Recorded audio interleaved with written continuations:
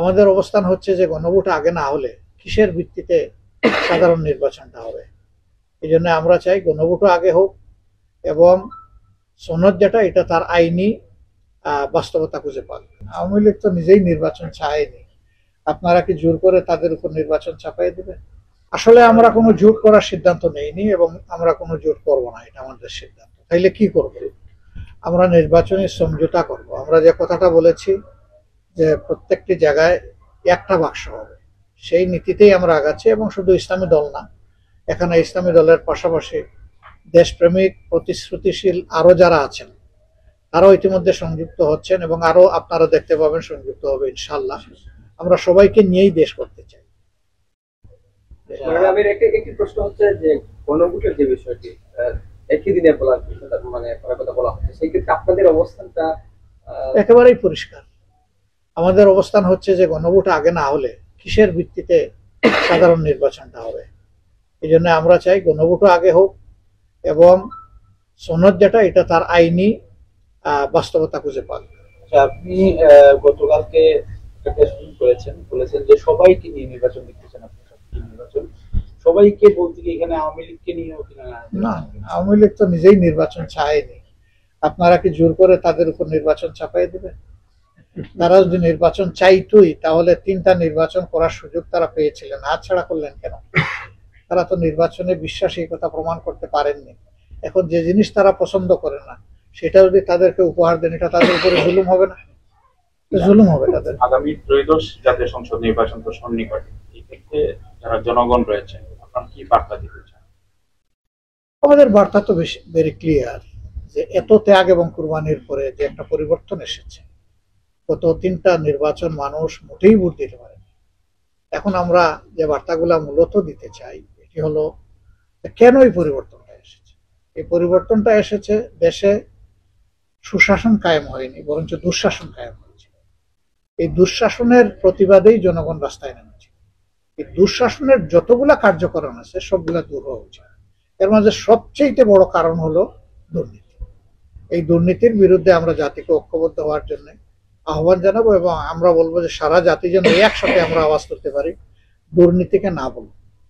কোন অবস্থায় আমি নিজে দুর্নীতি করব না এবং কাউকে করতে দেবো না, তাহলেই আমাদের দেশটা ইনশাল্লাহ সুন্দর হয়ে যাবে। নাম্বার 1। নাম্বার 2 হচ্ছে আমাদের ইয়াং জেনারেশন, এখন এই আপনারা তো ভোটই দিতে পারেন। আমরা না হয় জীবনে 2-4 বার ভোট দিয়েছি, আপনারা তো দিতেই পারেন। এই যে ভোটটা আমি দিতেই পারলাম না, আগামী নির্বাচনে প্রত্যেকটা ব্যক্তি যে সত্যিকারের ভোটার সে যেন তার ভোট নিজে দিতে পারে এবং ভোট দেওয়ার পরে ভোটের প্রতিফলনটা যেন সে দেখতে পারে। এখানে যেন অতীতের নোংরা রাজনীতির পুনরাবৃত্তি না হয় সেই ব্যাপারে আমাদের সবাইকেই সজাগ থাকতে হবে। বিশেষ করে মিডিয়ার চোখ দারুণভাবে খোলা রাখতে হবে এবং কেউ যেন এই মিডিয়ার চোখ এসকেপ করতে না পারে সেই ব্যাপারে আমরা আশা করব যে আপনারা ভূমিকা পালন করবেন। সেক্ষেত্রে একটা সম্পূর্ণ প্রশ্ন ছিল, সেটা হচ্ছে যে 3 নির্বাচনের কথা বলেছেন, 3 নির্বাচনে দেখেছি যারা আসলে নির্বাচনী দায়িত্ব পালন করেছেন, একবারে ওসি থেকে শুরু করে এসপি পর্যন্ত বা মাঠ প্রশাসনের যারা রয়েছেন, তারা এখনো প্রশাসনে রয়েছেন, যারা অবসরে যাননি তারা আছেন। এক্ষেত্রে নির্বাচন কমিশনের কাছে আপনারা কি কোনো প্রস্তাব দিয়েছেন? আমরা প্রস্তাব দিয়েছি নির্বাচন কমিশন এবং সরকার দুই জায়গায়। আমরা আশা করি যে কাঙ্ক্ষিত পরিবর্তন আসবে। আরেকটা জিনিস মনে রাখবেন যে অতীতে যারা এগুলা করেছেন তারা কেউ অতি উৎসাহী হয়ে করেছে, আবার কেউ অতি উৎসাহীদের সাথে তাল মিলাইতে গিয়ে করেছে। কিন্তু জনগণ যখন জেগে উঠে তখন আর কারো তাল জায়গায় থাকে না, তখন সবাই বেতাল হয়ে পড়ে। তখন জনগণের ইচ্ছারই প্রতিফলন, ওনাদের যে ইচ্ছা সেই ইচ্ছার আর প্রতিফলন হয় না। আমরা এবার আশা করি আমাদের ভোটাররা 15 বৎসরের ক্ষুধার্ত, এই ক্ষুধার্ত বাঘের সামনে কেউ দাঁড়াইয়া পার পাবেন না ইনশাল্লাহ।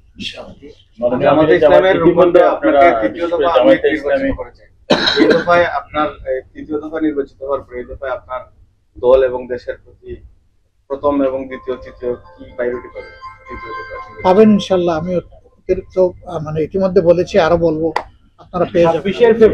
আমি যেটা বলছিলাম যে ইতিমধ্যে কিন্তু জামায়াতে ইসলামী বিভিন্ন আসনে প্রার্থী ঘোষণা করেছে, সেটি কি তফসিল ঘোষণার পর কোনো কারণে পরিবর্তন হতে পারে নাকি এটাই চূড়ান্ত?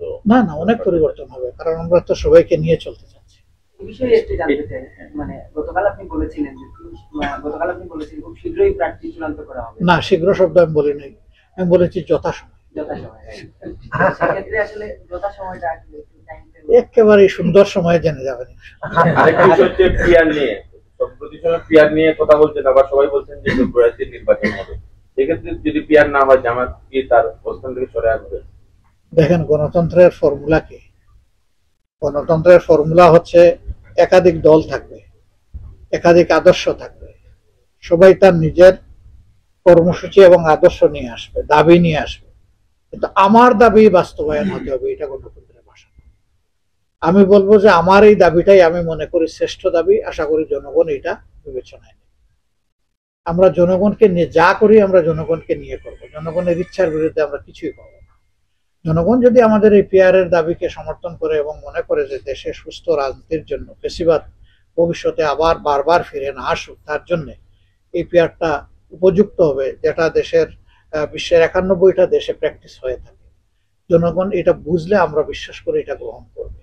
গ্রহণ না করা পর্যন্ত, যেহেতু এটা আমরা জনগণের জন্য উত্তম মনে করি, সেই কারণে আমাদের দাবি আমরা অব্যাহত রাখব। 26শে ফেব্রুয়ারি নির্বাচন নিয়ে আমরা জনগণের সাথে কথা বলেছি বা তৃণমূলে কথা বলি, অনেক সংখ্যা কাজ করে আসলে। 26শে মানে 26 সালে 26 সালের ফেব্রুয়ারিতে যে নির্বাচনটা হবে সেটা নিয়ে ফেব্রুয়ারি মাসে হবে কিনা, এটা নিয়ে আপনার কোন সংখ্যা আছে কিনা? আমরা আপনাদের সবাইকে নিয়ে ফেব্রুয়ারির ইলেকশন আদায় করে ছাড়বো ইনশাআল্লাহ। আপনি এটা দেরি হলেই বিভিন্ন ধরনের আশঙ্কা এবং বিভিন্ন ধরনের বিশৃঙ্খলা দেখা দেওয়ার পটেনশিয়াল থ্রেট আছে। আপনি বিশ্বের গুরুত্বপূর্ণ 3টা দেশ সফর করে আসছেন, তাদের চারটা দেশ। আমাদের নির্বাচন নিয়ে সংখ্যা আছে কিনা, বা আমাদের দেশের না, তারা তাদের ভাবনা কি? আমাদের নির্বাচন তো আমাদের, তারা বিভিন্ন বিষয়ে জানতে চায়, বিভিন্ন দেশের মানুষের কিউরিওসিটি থাকবে স্বাভাবিকভাবে। আমরা তো বলি গ্লোবাল ভিলেজ, তো গ্লোবাল ভিলেজ হলে আমরা সবাই গ্লোবাল সিটিজেন, সেই হিসাবে একে অন্যের সম্পর্কে জানার আগ্রহ থাকবে, কারো কোনো পরামর্শ থাকলে সেটা দিবে, সেইভাবেই আমরা আগাবো ইনশাআল্লাহ।